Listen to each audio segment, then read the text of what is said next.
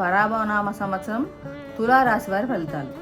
చిత్తం 3-4 పాదాలు, స్వాతి 1-2-3-4 పాదాలు, విశాఖ 1-2-3 పాదాలు ఉన్న వాళ్ళందరూ ఈ తులారాశిలోకి వస్తారు. వీళ్ళకి ఆదాయం 5, వ్యయం 14. అంటే 5 రూపాయలు సంపాదిస్తే 14 రూపాయలు ఖర్చు పెడతారు.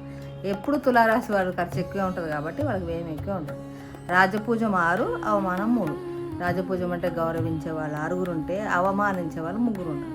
ఈ రాశి వారికి గురుడు సంవత్సరాల నుండి జూన్ 1 వరకు 9 లోహమూర్తి, అక్టోబర్ 31 వరకు రాజ్యమందు తామ్రమూర్తి, జనవరి 24 వరకు లాభమందు రజితమూర్తి, తిరిగి సంవత్సరాంతం వరకు రాజ్యమందు సువర్ణమూర్తి.